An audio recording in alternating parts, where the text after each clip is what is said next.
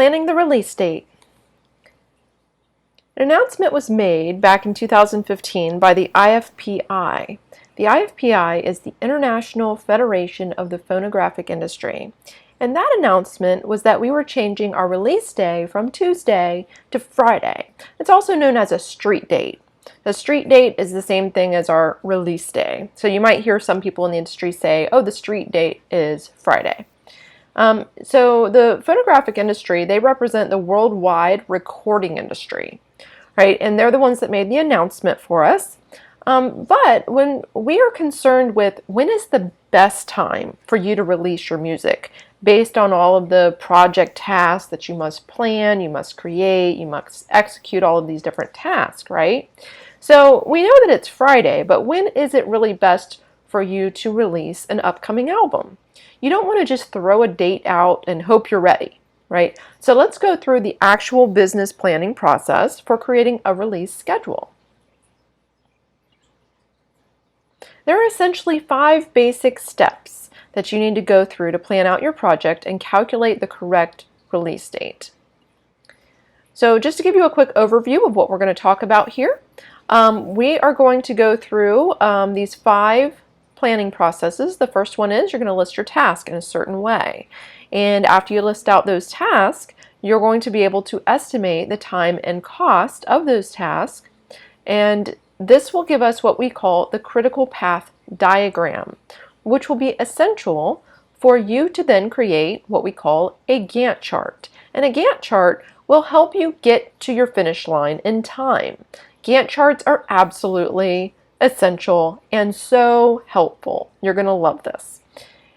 Then you're going to calculate the resources for your project based on your critical path diagram and your Gantt chart, right? And finally, you have to use a task manager, and I'm going to go over that with you as well. All right, so step 1, you're going to list out your task, right? So what is everything that has to be done for this release in terms of, right, recording, hiring, promoting, creating systems, websites, whatever it might be, getting distribution, putting it into the retail stores. So you want to brainstorm all of the tasks that have to be completed. And I always say use Post-it notes. This is a really great way to list out your tasks because you don't have to put it into like a flow yet, right? You put it on Post-it notes and then we can use those Post-it notes to then create our diagrams and stuff, right? Now you can use online on digital, on the web, you can find some different like mind mapping softwares. You can use some of those on there, but I really just like to use actual Post-it notes myself. I just get on a table or a floor or something and I just put these Post-it notes all over the place. And when you're doing this, when you're listing out these tasks, there's a couple of key things to remember. First of all, granularity. Granularity is how small do you want these tasks to be? Well, I always say that 1 week maximum is best. So if you're going to say build a website, can you do that in 1 week? Record an album. Can you do that in 1 week? If you can, then sure, that could be one of your tasks. But I wouldn't put something that might take like 3 months as a task. You want to be granular. You want to be kind of small with your task so it's easy to manage them. It's easy to watch and see when they have to be done and are you on track. Another thing to remember is tasks are never ongoing. It's not something where, promote every week for the, entire duration or anything like that. You want to break down all of your tasks into small tasks. They have a start and they have a finish. So if they are reoccurring or ongoing things, you need to find out where something starts and where something finishes within a 1 week time frame or less than that, right? And then you want to put that into a flow. So just break it down properly. If you have questions about that, let me know. Step 2, you want to estimate your cost and your time. So now that you listed out all of your tasks, now you can actually start estimating what it's going to cost to do these things. Like, Well, we need to record the album. So how much is that going to cost? We need to find a distributor. How much will that distributor cost? Right? And then from there, we can also find time. So I'm going to show you how to calculate time with this process. We're going to use a network diagram. A network diagram is also known as a PERT chart. You may or may not have ever heard of a PERT chart. Maybe you've done one before. A PERT chart is simply a post-it note diagram.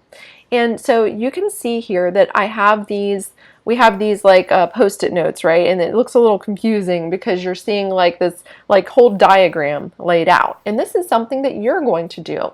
So once you have all your tasks listed out, now you're going to create a flow with those tasks. What has to be done first? What needs to be done second? And so you're going to show the flow of the task here. Now, you can see that you have this in the middle, you have like that one line going all the way through. And then you have like post-it notes down at the bottom of the chart, and then you have some post-it notes above it. Well, those above and below are things that need to happen that overlap with some of the other things, right? You might be building a website and at the same time finding a distributor that week. So maybe different people on the team can do different things. So some things will need to be done by certain points. And so you can kind of overlap them. And that's what you're seeing there, is a little bit of an overlap of things that have to be done, right? So you can see that on the first one there, it says, you know, find something, right? Find the country. And then the second one over is get the trade permit. But at the same time you get the trade permit, it says find the site. So you can see that find the site and get the trade permit, they can happen at the same time. All right, and that's within, you know, a month or so. All right. And the way we know that that's a month or so is because each of these post-it notes has a number on it, and that number is the amount of weeks that it takes to do that actual task. All right, so you can see I have the number 4 at the very beginning there. We have the number 6 and then the number 8. Now I'm looking at that line in the middle, right? It says 4 and then 6 and then 8 by the site, 12. So you add all of those numbers up, and that gives you the amount of weeks that it takes for this to happen until your launch, right? So you're going to add the number of weeks of the one, what we call critical path in the middle there, because that is the longest path that you have to take to get to the launch, right? Everything else are little overlapping things that are happening at the same time. But that one line in the middle, that's your critical path that you have to take step by step in order to get to your launch. And then you just simply add up all of those weeks, and that gives you the date that you're actually going to launch. Now, an event has 0 duration. So if you're doing a release party, then that's not going to have a certain amount of weeks that you're actually doing that, right? It would just be an event itself that you would put usually at the end, but sometimes there could be events in between, but you just put that event on a post-it note and just slap it down, right? You don't need to put a number there because that event is not a task, okay?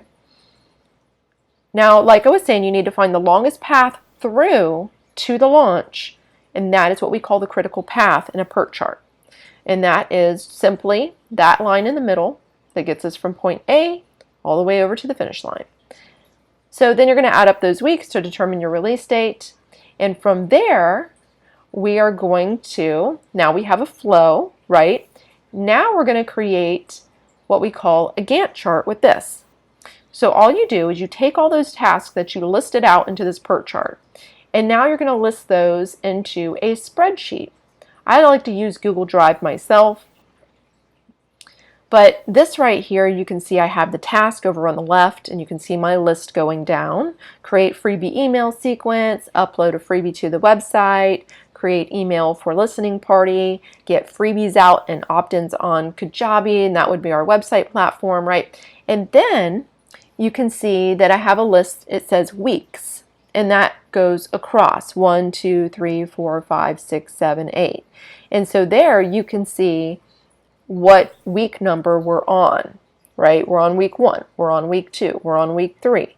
And because you added up with the PERT chart how many weeks it takes, maybe it takes you 10 weeks, maybe it takes you 30 weeks. So you now just list out week by week, and you can see like exactly when you're going to get there with each task, right? So if you look down here, we have a pink and black little cells, right? And those pink and black cells represent people. So in this particular Gantt chart, we have 2 people on the team. We have the artist and the manager, right? And the artist and the manager are both doing all of these tasks. So we have manager there at the top. This person, their name is Melanie. So Melanie, she, is the pink. And so we put in that Melanie is going to create the freebie email sequences.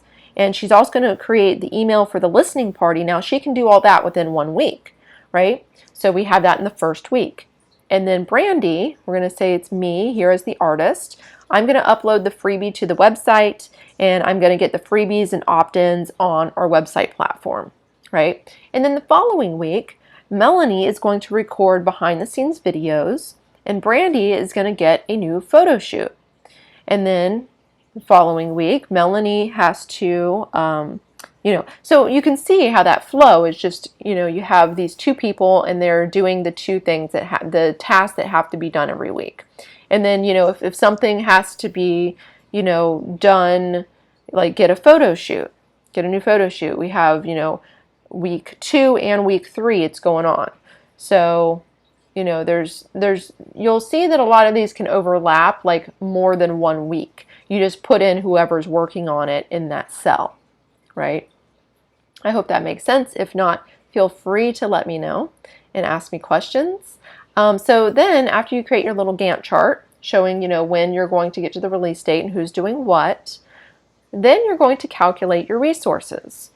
So with all of your tasks, you can see that you have a lot of people that maybe you have to hire or contract to. Maybe you need to buy some supplies. Maybe you need some software. Maybe you need a newsletter autoresponder. Maybe you need to buy a website, or maybe you need to pay for a domain or hosting. Maybe you need to get some apps in place. So whatever it is that you have to spend money on, then you want to add all that together, right? And that will help you when you look at your task. It makes it a little easier. And then the final step is you want to use a task manager to manage yourself. I use Asana. Asana.com is my favorite task manager. Some people really like to use Trello or Monday. They're very similar, but my experience has always been with Asana, so that's what I recommend and what I use. Asana is a way that you can just go in and it's like a to-do list. It makes a little checklist, and then you can organize it, and you can put it into different projects, and you can assign different people to different projects and to different tasks. And so it's a task management software system, and Asana has a free version, which is really nice. That's what I use. I like their free version. You really don't have to upgrade unless you want to get really fancy with it. But yeah, check out Asana and Trello and see what you think about those task managers. All right, and I will see you on the discussion board. Thanks so much.